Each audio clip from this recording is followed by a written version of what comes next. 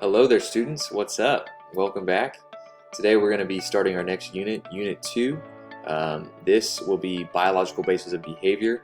So these are the modules that we'll be kind of hitting throughout this unit, and we're not going to necessarily go in this exact order, trying to align your book with AP College Board's curriculum map.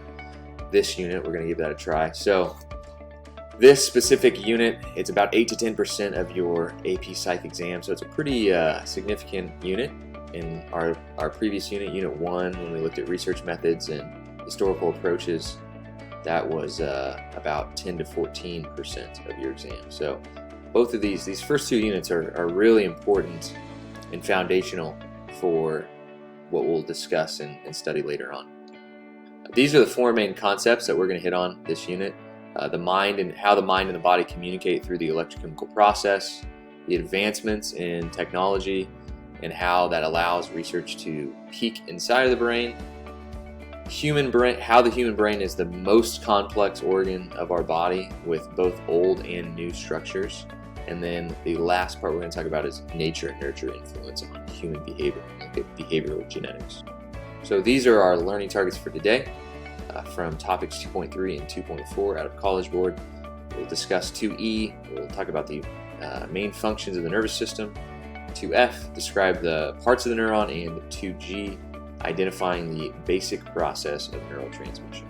So for our first slide today, we're going to discuss the nervous system and what the nervous system is. So the nervous system is that system which consists of all the nerve cells. It's the body's speedy electrochemical communication system. All right, we've got lots of different systems within our nervous system, and when we talk about hormones and things like that, we're not referencing the nervous system. We're referencing the endocrine system, our blood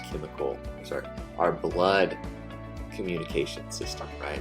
Today we're talking about our electrochemical communication system. So the nervous system is electrical and chemical, and it's very speedy, right? It's very quick. And the systems within this nervous system consist of 6 different ones that we're going to discuss today. And the first two are on this page. We're going to reference the central nervous system and the peripheral nervous system. So with the central nervous system, its job is to communicate messages to and from the brain to the spinal cord, right? So it's known as the internal system. The spinal cord is the main pathway to and from the brain, and the brain is the neural center of the body. It's our control center, which we'll talk about the anatomy of the brain a little bit later in this unit. The spine is the superhighway. Okay, just think of the spinal cord as the superhighway regarding all your nerves, and its means is to transmit messages to the brain and from the brain. So if we have injuries to our spinal cord, what happens? Well, generally those axons that are damaged not heal, and so if you damage your spinal cord, it's usually permanent damage. An example of that would be like a cervical injury. Okay, a cervical injury is going to happen way up here, right? And then a lumbar injury would be located somewhere further down.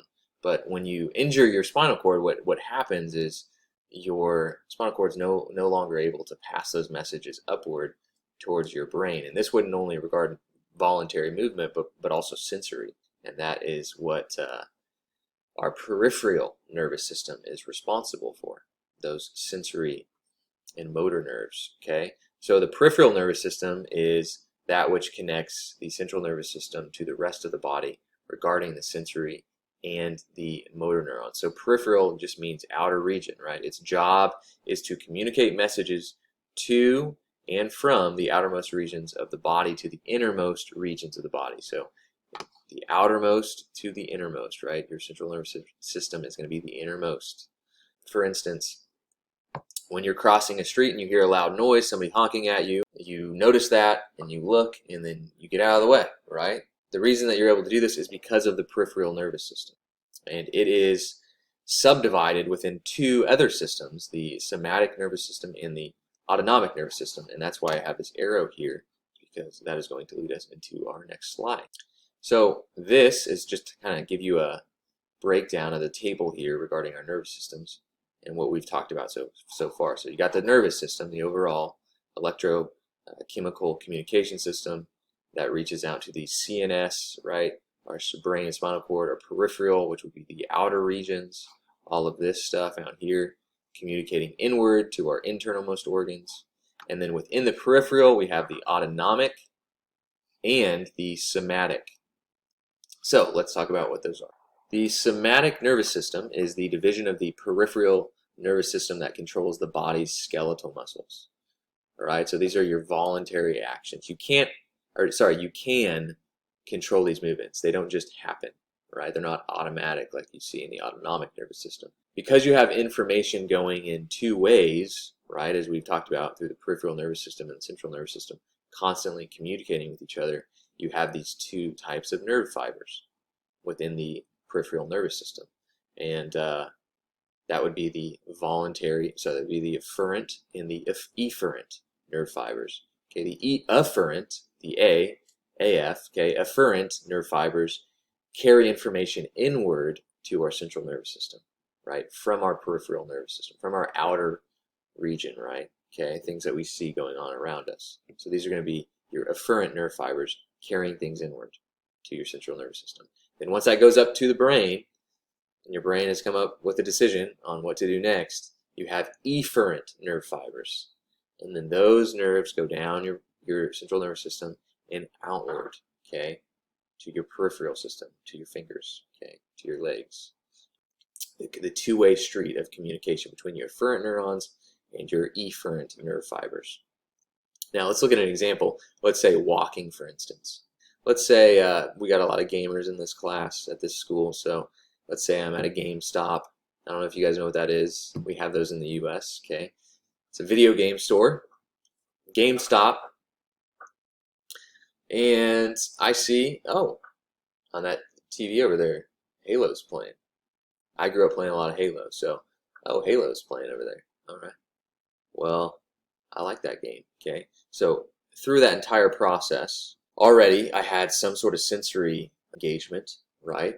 And that would have been my peripheral nervous system noticing, hey, that's Halo on that TV. That information would have then been sent to my central nervous system, where I would have made an appraisal or decision to say, well, I'm going to go play it because nobody's on it right now, so I'm going to walk over there. And then me walking over there would be an action of my somatic nervous system, right? Where my efferent nerve fibers are now carrying that information to my outward nervous system, to the ability for me to walk over there and pick up that video game and play, right? So that's my somatic nervous system within my peripheral nervous system working and operating together, and then that central nervous system also working a part of it as well with it. So as you can already tell, everything works together, right? Everything kind of flows.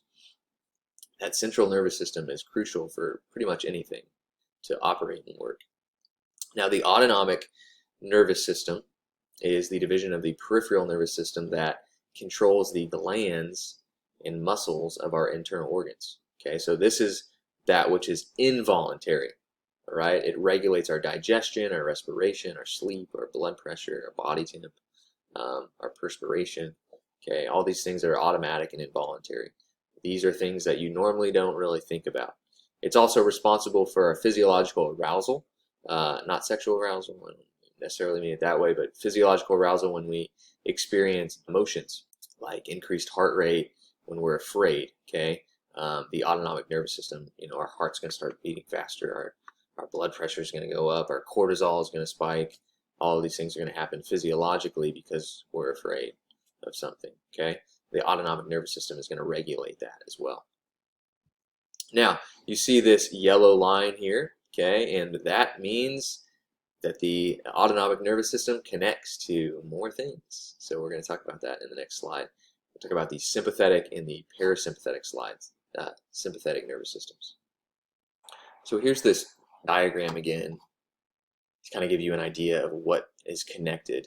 And so again, you have the nervous system, peripheral, central, and then within the peripheral we go to the autonomic, not the automatic nervous system. The autonomic regards our involuntary glands, okay, and organs, and then we have the somatic, Then within the autonomic, we have two more, the sympathetic nervous system and the parasympathetic nervous system. So these are in charge of arousing and calming.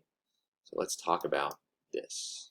Okay, the sympathetic nervous system. This is the division of the autonomic nervous system that arouses the body to deal with perceived threats. So I'm going to say the term arousal, and I don't want you to think of arousal in regards to sexual arousal, but more so in regards to arousal of stress, right? And how we deal with threats or how we deal with stressors in our lives.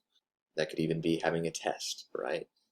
So the sympathetic nervous system arouses the body and mobilizes its energy during this time of stress, of high arousal, and it prepares us for the action, right, and for emergencies. And so whenever you hear that term fight or flight, it's regarding the sympathetic nervous system. So whenever there's some kind of sudden movement, or you're in a threatening situation, or you come across with a snake or something of that nature, right? Or somebody tries to mug you, okay? This is going to be when you're in that fight or flight mode. Your sympathetic nervous system is going to really kick in and deal with the emergency or the action. Okay, you're either going to stay there and fight it, right? And take action, or you're going to run, you're going to flee.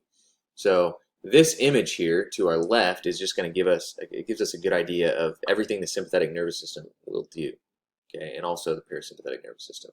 Here we look at the top left and we see this is the stomach, right? So whenever we're in fight or flight mode, it's going to inhibit our digestion. It's going to stimulate our glucose in our liver, below, the picture below, and then down at the bottom you see the adrenal glands, and so it will actually stimulate the release of adrenaline, right, or epinephrine or norepinephrine. And while the nervous system does stimulate norepinephrine and epinephrine in the medulla, these chemicals are more so tied to the blood system, the slower communication system known as the endocrine system. And we'll talk about that a little bit more later, but there is some crossover there between this neurotransmitter and this hormone. It's actually a neurotransmitter and a hormone. So it's a little confusing. Just make sure you know that when going into your test. So the parasympathetic nervous system is that which slows us down. Okay, think of it as a parachute. Okay, a parachute slows you down if you jump off of an airplane. Okay, it's going to slow our digestion. It's going to contract our pupils. It's going to slow our heart rate. It's going to lower our blood pressure. It's going to drain blood from our peripheral nervous system, so that way we can come back and return to that sense of homeostasis, or collected state, after going through a serious stressor. The parasympathetic is rest and digest, and the sympathetic nervous system is fight or flight. And later this year, when we get into motivation and emotion, we'll talk about Yerkes-Dodson's law and how that deals with our stresses, right? We want to have the right level of stress. We don't want to be too high in our stress, otherwise we can't function. But if we don't have enough stress, then we also won't be able to perform well. But if we have too much stress for too long periods of time within our sympathetic nervous system, our body becomes exhausted. Okay, and this is when you see people dying due to heart failure because of high stress levels. Now, within our nervous system, okay, we have these kinds of neurons, these types of neurons. So the three types that we're going to discuss here before we get into the anatomy of a neuron will be the sensory neurons, the motor neurons, and the intraneurons. So the sensory neurons are going to receive information through our sensory receptors, like our nose, our skin, our eyes, our tongue, our ears, right? And it's going to pass that information on to the brain through the spinal cord, right? And then you have your motor neurons. Okay, your motor neurons are going to take that incoming information, the afferent neurons, okay, and they're going to pass that on to the central nervous system, back to our muscle glands for movement, right? So they're going to be in charge of our movement.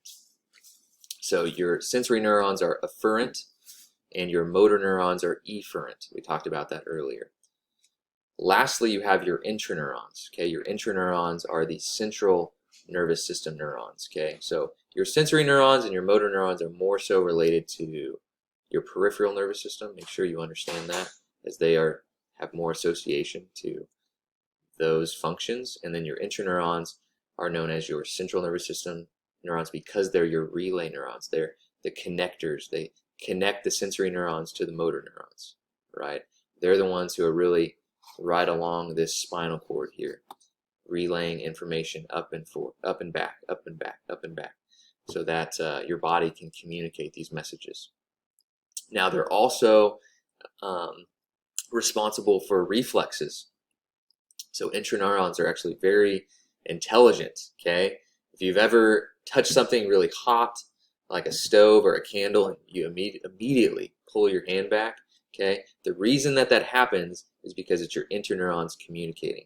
It's not your brain even making that decision. It's your spinal cord and your interneurons communicating with each other to keep you safe. So this is a decision process that our body makes where it actually doesn't rely on the brain first.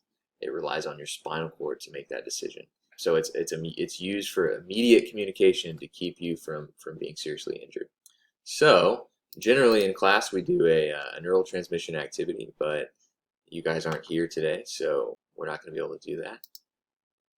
However, we will finish these reflection questions, and I will have you answer them on PowerSchool in the comment section, okay?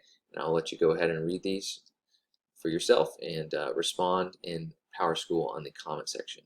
All right, that's it for today, everybody. Make sure you watch part 2 of this lecture. I guess it's not it for today, it's it for this video. And I will see you guys later.